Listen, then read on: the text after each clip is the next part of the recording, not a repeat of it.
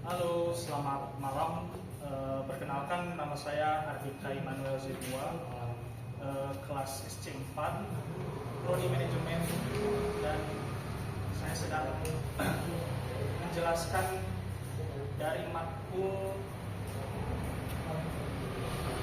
riset operasi. Dan tentu dari riset operasi ini saya akan menjelaskan tentang metode simplex. Apa itu metode simplex? Metode simplex ini biasa digunakan untuk menyelesaikan masalah optimasi yang melibatkan 3 variabel, lebih kecil, lebih besar, sama dengan, atau lebih, yang tidak dapat diselesaikan dengan metode grafik. Metode grafik simplex dibagi 2, yaitu maksimasi dan minimisasi atau meminimumkan. Namun yang akan saya jelaskan di sini yang minimisasi. Nah, untuk contoh penyelesaian kasus metode simplex ini, itu ya, dengan yang tadi, dengan model matematika dengan cara meminimumkan. Kita bisa lihat fungsinya di sini, fungsi tujuannya si OZ, yaitu min 3x1 tambah x2 tambah x3. Ada 3 fungsi kendala di sini, yaitu fungsi kendala pertama yaitu x1 kurang 2x2 tambah x3 lebih kecil sama dengan 11. Fungsi kendala kedua itu min 4x1 tambah x2 tambah 2x3 lebih besar dari 3. Lalu lanjut fungsi kendala ketiga yaitu 2x1 kurang x3 sama dengan min 1. Nah, ada beberapa hal yang harus diperhatikan dalam menyelesaikan kasus ini melalui metode simplex. Adalah yang pertama, nilai kanan fungsi tujuan harus positif, nilai kanan fungsi kendala harus positif. Apabila negatif, nilai tersebut dikalikan dengan min 1. Fungsi kendala dan persamaan lebih kecil dalam bentuk umum diubah menjadi persamaan sama dengan menambahkan satu variabel slack. Nah, variabel slack adalah kapasitas lebih yang tidak digunakan dari unit produk yang bersangkutan. Contoh dapat kita ambil dari salah satu fungsi kendala di UDH ini, yaitu di 2x1 tambah 2x2 lebih kecil 100 dengan titik optimasi 25,7 dan 1,5.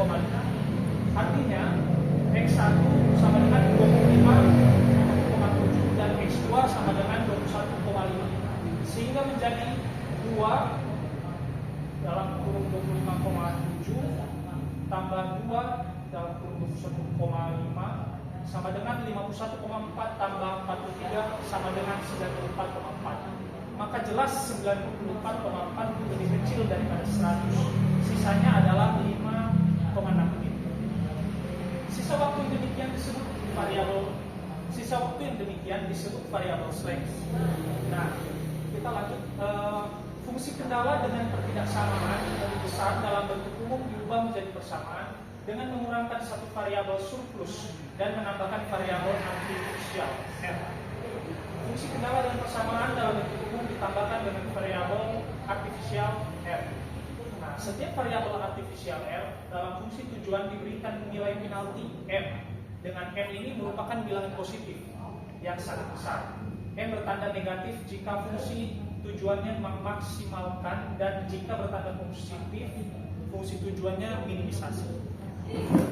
Nah, kita kembali pada penyelesaian yang tadi, yang dimana fungsi tujuannya Z sama dengan min 3x1 tambah x2 tambah x3. Fungsi kendala pertama x1 kurang 2x2 tambah x3 lebih kecil dari 11. Fungsi kendala kedua min 4x1 tambah x2 tambah 2x3 lebih besar dari 3. Fungsi kendala ketiga 2x1 kurang x3 sama dengan min 1. Nah, sekarang kita akan menyelesaikan fungsi kendala ini. Nah, kita tahu bahwa dalam persamaan A, x1 kurang 2x2 tambah x3 lebih kecil dari 11 menjadi tambah slack, yaitu x1 kurang 2x2 tambah x3 tambah slack 1 sama dengan 11. Nah, fungsi kendala dengan pertidaksamaan lebih kecil dalam bentuk umum diubah menjadi persamaan dengan menambahkan satu variabel slack S. variabel slack adalah kapasitas yang lebih yang tidak digunakan dari unit produk yang disebutkan. Lalu lanjut di fungsi kendala kedua, B min 4x1 tambah x2 tambah 2x3 lebih besar dari 3 min 1, yaitu fungsi kendala dengan pertidaksamaan lebih besar dalam bentuk umum diubah menjadi persamaan dengan mengurangkan satu variabel surplus dan menambahkan variabel artifisial R, yaitu seperti ini ya, 4x1 kurang x2 kurang 2x3 lebih kecil min 3, 4x1 kurang 2x kurang x2 kurang 2x3 tambah s2 sama dengan min 3 dalam kurung min 1. Lalu min 4x1 tambah x2 tambah 2x3 dikurang s2 tambah r1 sama dengan 3. Nah, untuk fungsi kendala ketiga yaitu c 2x1 kurang x3 sama dengan min 1 dalam kurung min 1 menjadi min 2x1 tambah x3 tambah r2 sama dengan 1. Keterangan, nah di sini ada keterangannya, fungsi kendala dengan ketidaksamaan dalam lebih besar dalam bentuk umum diubah menjadi persamaan dengan mengurangkan satu variabel surplus dan menambahkan variabel artifisial. Nah, sekarang kita melakukan perubahan dari kendala kedua berdasarkan nilai R1. Nah, ini kendala keduanya yaitu tadi min 4x1 tambah x2 tambah 2x3 kurang s2 tambah r1 sama dengan 3. Perubahan kendala kedua menjadi r1 sama dengan 3 tambah 4x1 kurang x2 kurang 2x3 tambah s2. Nah, lanjut perubahan dari kendala ketiga berdasarkan nilai R2. Kendala ketiga itu min 2x1 tambah x3 tambah r2 sama dengan 1. Itu perubahan kendala ketiga. Jadi R2 sama dengan 1 tambah 2x1 kurang x3.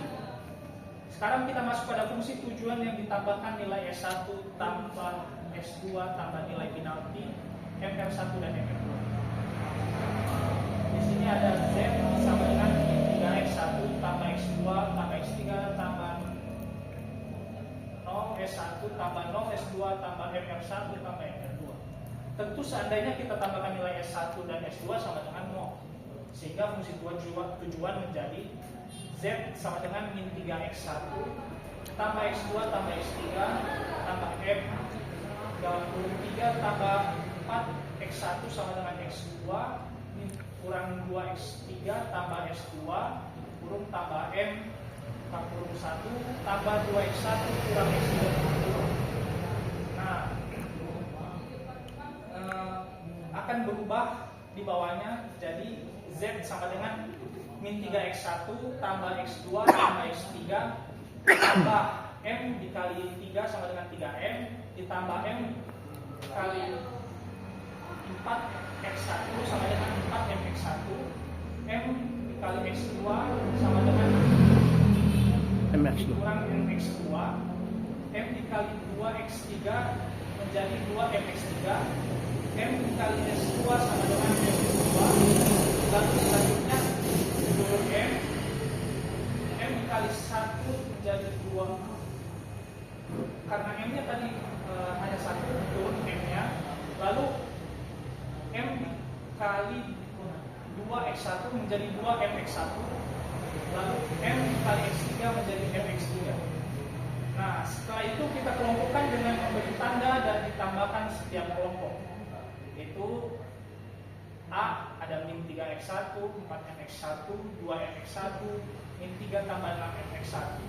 B min 1 kali 2, 1 maksud saya 1x2, mx2, 1 min mx2.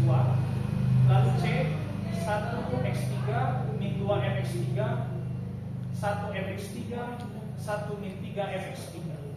D 3m, M dan 4M, lalu E nya mx2. Nah, sehingga penjabaran dari pengelompokan menjadi Z sama dengan min 3 tambah 6mx1 tambah 1 min mx2 tambah 1 min mx3 ditambah mx2 tambah 4m menjadi Z Z sama dengan 3 kurang 6 MX1 dikurang 1 tambah MX2 dikurang 1 tambah 3 MX3 dikurang MX2 sama dengan 4M. Nah, setelah fungsi tujuan Z selesai, kita masukkan pada tabel simpek itu seperti ini. Nah, di sini bisa kita lihat Z sama dengan 3 kurang 6 MX1 ada di kolom X1, lalu kurang 1 tambah MX2 min 1 tambah M ada di kolom X2, dikurang 1 tambah 3 MX3 kita masukkan ke kolom X3, lalu kurang MX2 ada minus M di slide 2 sama dengan 4M. Begitu juga dengan fungsi pertama, kedua, dan ketiga kita masukkan ke dalam kolom. Nah, untuk menentukan kolom kunci kita ambil dari baris kolom Z dengan nilai yang terbesar adalah min 1 tambah 3M. Dengan untuk mendapatkan nilai indeks atau baris kunci, maka nilai kanan dibagi kolom kunci. Contoh, nilai kanan dibagi kolom kunci 11 dibagi 1 sama dengan 11, 3 dibagi 2 sama dengan 1,5, 1 dibagi 1 sama dengan 1. Sehingga nilai baris kunci diambil nilai kolom indeks dengan nilai yang terkecil yaitu 1. Selanjutnya menentukan angka kunci. Angka kunci didapatkan dari perpotongan antara kolom kunci dengan baris kunci. Nilai pada kolom kunci adalah 1, nilai baris kunci adalah 1. Keterangan itu diambil dari baris C. Oke. Nah, jadi angka kuncinya adalah 1. Membuat baris baru kunci selanjutnya. Nah, baris baru kunci BBK.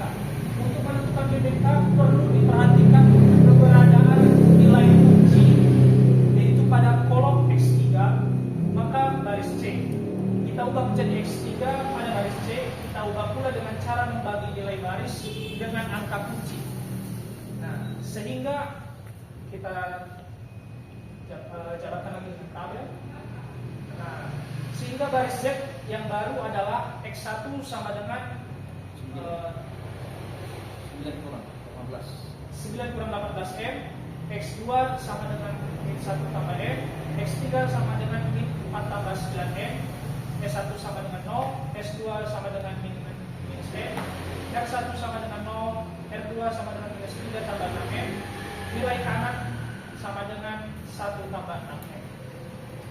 Nah, untuk menentukan baris baru A, angka kolom kuncinya adalah 1, sehingga baris baru A yaitu X1 sama dengan 1 kurang 1X min 2 sama dengan 3, X2 sama dengan min 2, X3 sama dengan 0, S1 sama dengan 1, S2 sama dengan 0, R1 sama dengan 0, R2 sama dengan min 1.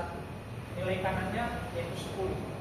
Nah, setelah itu untuk mencari nilai baris baru B, angka kolom kuncinya adalah 2, sehingga baris B baru itu X1 sama dengan 0, X2 sama dengan 1, X3 sama dengan min 1, S1 sama dengan 0, S2 sama dengan min 1, R1 sama dengan min 1, R2 sama dengan min 2, nilai kanan sama dengan 1. Nah, lalu dari semua perhitungan tadi dari fungsi kendala, kita masukkan nilai-nilai tersebut ke dalam simpek baru, dan inilah hasilnya. Oke, sekian dari saya. Saya Abdi Kaiman Marzullah, pamit undur diri. Terima kasih. Jauh.